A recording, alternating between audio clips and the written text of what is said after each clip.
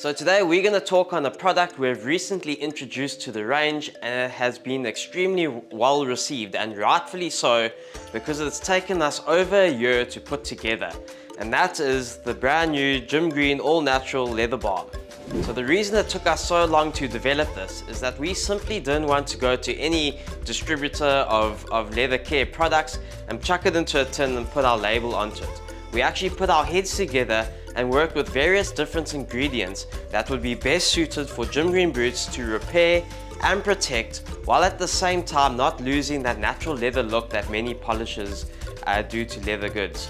In this video, we're going to run through the ingredients that we settled on and then show you a number of samples where we have treated the boots and put them through some use. So to start, we wanted this to be a proudly South African product, from the packaging to the ingredients. Now, we worked on a number of various designs, and I think our tin really stands out amongst a very crowded market. We've got that little African touch with our gym green yellow and green, and then the next thing that makes this really South African is the ingredients that we have used to put this together. Now, there are only 4 ingredients that we use in our leather balm. Now, you're probably thinking, why did you take so long to put only 4 ingredients together? And that is because there were plenty of different variations and consistencies that we really wanted to get together.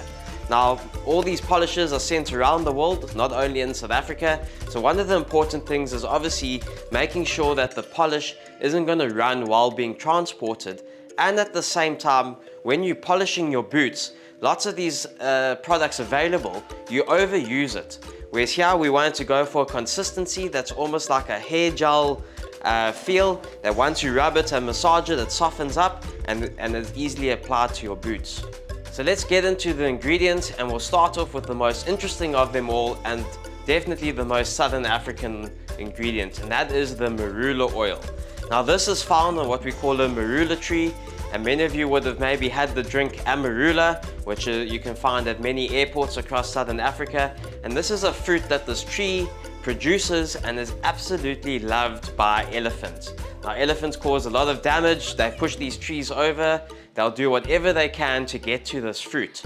Now, the oil isn't extracted from the fruit itself, but rather from the nut inside the marula fruit. So there's a very timely process to extract this, and it makes it quite an expensive oil that we add to our leather balm, which is one of the reasons we are one of the more premium products, and a little bit more expensive than the everyday polish you find on the shelf. So our marula oil is harvested from fallen marula berries and is cold extracted without the use of solvents, which makes it a great polish, and it contains a long chain fatty acid that penetrates and nourishes the leather. Now, this marula oil is one of the reasons we picked it, is because it sinks into leather products really quickly, and it doesn't discolor them as much as some other oils. So yes, it may be on the more expensive side, but it sinks in a lot faster, and it's just a really good product to use on leather goods. And if you give it a quick Google or look up, you'll see that it's a really good product that is used on facial skins and around the world. It is just very expensive to source, but it is something that we really wanted to include in our product to give us that Southern African touch. Next up, and the last of the oils that we use, is macadamia oil. Now, the reason we went for this is Southern Africa is one of the largest producers of macadamia nuts, so we thought rightfully so to include it in. As we produce so many of these nuts, it does make this oil slightly more affordable than the marula oil, and it has very similar properties. So this combination of marula and macadamia oil enables the leather balm to sink in nice and quickly into the leather, and also nourish and repair any damages that may have occurred. Now onto the waxes that we use, and again we have used a product that is close to home, and in particular the state or province where we live, KwaZulu-Natal, and that is sugarcane wax. So where we stay is quite a subtropical hot environment, so sugarcane grows really well on this side. And in this situation we use something really unique, and that is called umoba wax, which is locally derived from the sugarcane that we produce here. This unique wax is only one of its kind in the world, as it is a single source from the South African East Coast. Last but not least, and the very obvious one, is we use a beeswax. Now, beeswax is sourced from Southern Africa as well, and has been used for centuries around the world, and there probably aren't many products that don't contain a beeswax of some kind. Beeswax has very strong oil binding properties, which enables us to get the right consistency in our leather balm. Now, before talking on the boots in front of us, just to touch on the consistency, here you can see a polish that we've used once or twice, and if you push into this leather balm, you can see it's quite firm, but as soon as you start to massage and play around with it, it becomes like that hair gel feel and becomes very easy to apply to the boots, either with your finger or with a brush, depending on how you wish to go about it. So let's look at the boots in front of us, and we'll show you the results that our leather balm has produced. Now, I'm sure everyone has been looking at the mock toe boot here, so we'll touch on this one. So this boot is actually now coming on 4 months old.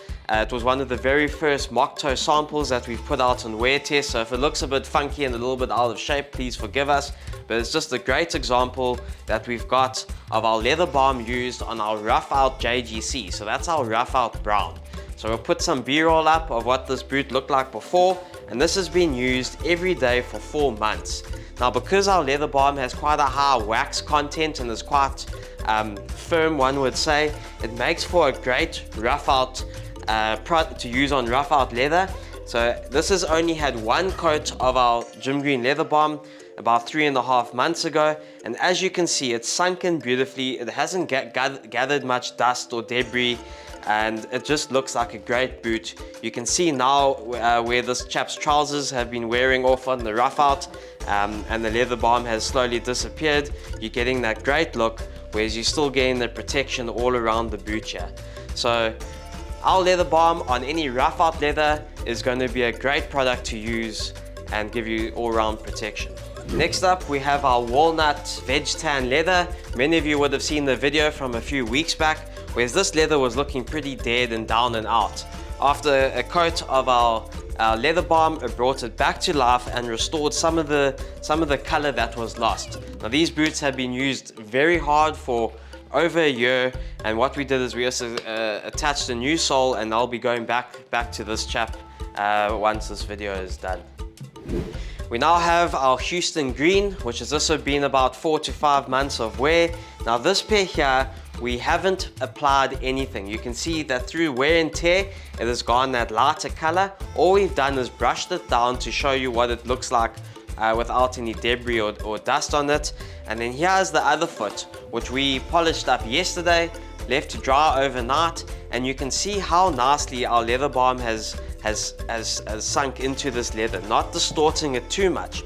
Now, it is very hard to try and keep this exact look. The only way you can keep the exact color in these Houston leathers that we use would be to brush down and use a suede cleaner. That way you won't distort the color too much. But if you're wanting to add some waterproof properties and a little bit of nourishment from the oils, then obviously our leather balm is the way to go. And with time and wear, the leather balm is going to sink in a little bit more and slowly turn back to the original color. And now we have a barefoot shoelie. Some of you may have seen on the website, we will be introducing barefoot shoelies to the range. Now, this is in the new Bronco leather. Now, this shoe started out very dark, how the Bronco has all those oils, and with time and wear, the oils you'll see have started to move around in the boots and get a great patina. Lightens up a little bit, but where the oils eventually fall into place, you get those dark patches. Now, again, this shoe here has been polished with our leather balm, and you can see it has brought back all the oils that were inside of the leather, and it's darkened it up quite a bit. Now, with time and wear, it will eventually go back to its original state, but here you're getting the protection of the beeswaxes and nourishing with the oils. Now we have our African buffalo leather, and some great news is that we have managed to source a bunch of new skins, so hopefully by the start of next year we'll be stocked again with African buffalo. Now, this is a very thirsty dry leather, so you can see here how it has absorbed the oils and the beeswax, darkening it up a little bit. Now, again, this is just to show you what the boots are going to look like, but depending on how you've used your boots, it's also going to vary on how the leather balm sinks in. So this is just to give you a basic idea of our leather balm and the ingredients. So if you've been using our leather balm, please let us know in the comment section below your thoughts on it, and please hit the like button, subscribe to our channel. As you know, we update you on many new things and exciting stuff in between these videos. So thanks again for the support, and looking forward to seeing many new polished boots with our leather balm.